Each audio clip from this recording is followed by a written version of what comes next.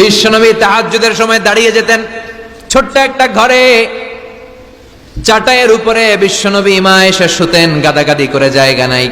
মাঝরাতে বিশ্বনবী তাহাজ্জুদের জন্য দাঁড়াতেন, আল্লাহু আকবার বলে দাঁড়িয়ে যেতেন, নামাজ শুরু করে দিতেন। বিশাল বড় সূরা পড়তেন, কিরাত পড়তেন, রুকু করতেন, কিন্তু সিজদার জায়গায় সিজদা দেওয়ার জায়গা নাই। সিজদার জায়গায় মা এসা পা বিছিয়ে শুয়ে আছে। বুখারীর বর্ণনা, বিশ্বনবী সিজদায় যে হাত দিয়ে মা এসার পায়ের মধ্যে চিমটি কাটতেন, মা এসা বুঝতে পারতেন বিশ্বনবী এখন সিজদায় যাবে। সুবহানাল্লাহ পড়েন। মা এসা বুঝতে পেরে পা দুইটা সরিয়ে নিতেন, বিশ্বনবী সিজদা দিতেন। সিজদা দিয়ে বিশ্বনবী যখন আবার দাঁড়িয়ে যেতেন, মা আয়েশা পা বিছিয়ে আবার শুয়ে পড়তেন। কি ইবাদত ছিল বিশ্বনবীর! হাত্তা তাতাওয়াররামু খাদামা।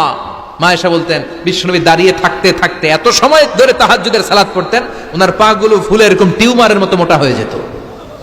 সুবহানাল্লাহ পড়বেন না? দাঁড়িয়ে থাকতে থাকতে বিশ্বনবীর পা গুলো টিউমারের মতো মোটা হয়ে যেত।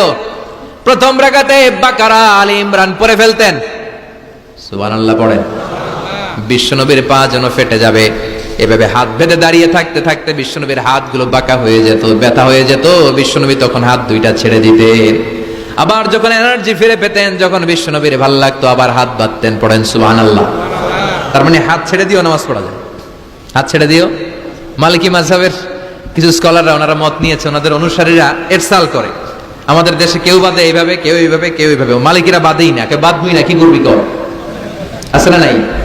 আপনি যদি হজ করতে যান মক্কা মদিনায় এই আমলগুলো দেখতে পারবেন। এটা সুন্নাত একটা আমল। হাত ছেড়ে দিলেও যেখানে সালাত হয়ে যায় ওই জায়গায় কই বাঁধবে এই নিয়ে কিলাকিলি আছে না নাই? উপরে না নিচে, আমিন জোরে না আসতে, আছে না নাই?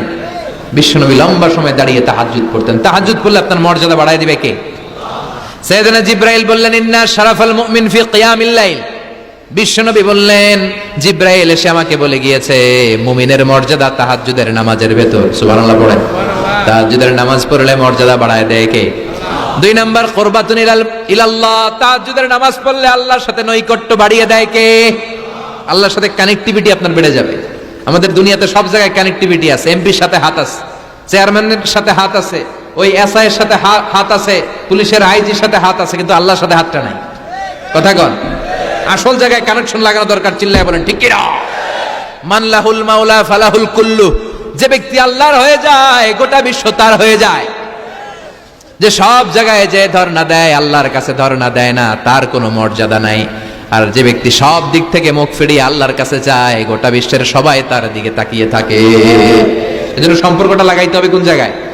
তার মানে তাহাজ্জুদ পড়লে মর্যাদা বেড়ে যায়, আল্লাহর সাথে সম্পর্ক বেড়ে যায়। বিশ্বনবী বললেন, মানহাতুনা আনিল ইসম। তাহাজ্জুদের নামাজ পড়লে, তাহাজ্জুদের নামাজ আপনারে পাপ কাজ থেকে বাধা দিবে। সুবহানাল্লাহ পড়েন। তাহাজ্জুদ যারা পড়ে এরা পাপ কাজ করে না। চিল্লায় এখন ঠিক কি না? 4 নম্বরে মুকাফফিরাতুল লিসাইয়্যাত। পাপ আর অন্যায় যদি কিছু হয়েও থাকে, তাহাজ্জুদের নামাজ পড়লে তাহাজ্জুদের নামাজ পাপগুলোরে ধুয়ে মুছে সাফ করে দেয়। এজন্য তাহাজ্জুদ পড়ার দরকার আছে না নাই?